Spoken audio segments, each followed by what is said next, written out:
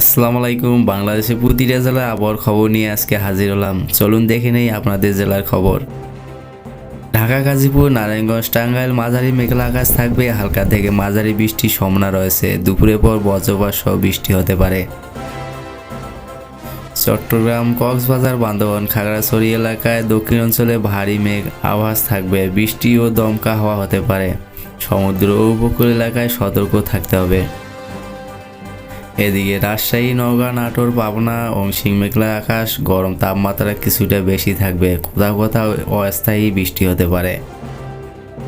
সিলেট, মৌলভীবাজার, হবিগঞ্জ, সুনামগঞ্জ সবচেয়ে বেশি বৃষ্টির সম্ভাবনা রয়েছে। উত্তর ও পূর্ব জেলাগুলোতে বজ্র বৃষ্টি ও দমকাও হতে পারে।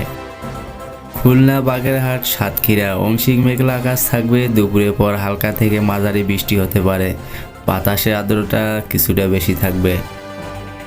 বরিশাল, পটুয়াখালী, ভোলা উপকূলবর্তী হিসাবে জেলা গরম কিছুটা কম থাকবে। মাঝে মাঝে হালকা বৃষ্টি হতে পারে। ময়মনসিংহ, শেরপুর, জামালপুর, নেত্রকোনা মাঝারি বৃষ্টিপাত হতে পারে। মেঘলা আকাশের সম্ভাবনা বেশি। বজ্রপাতের সময় সতর্ক থাকতে হবে।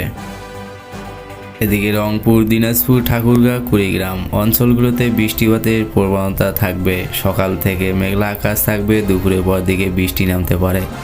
বন্ধুরা, এই ছিল আজকের আবহাওয়ার খবর। ভিডিও অবশ্যই ভালো লাগলে একটি লাইক দিবেন, আর চ্যানেলে নতুন হয়ে থাকলে অবশ্যই চ্যানেলটি সাবস্ক্রাইব করে রাখবেন এরকম নতুন নতুন আবহাওয়ার আপডেট পেতে। ধন্যবাদ। দেখা হচ্ছে নেক্সট ভিডিওতে।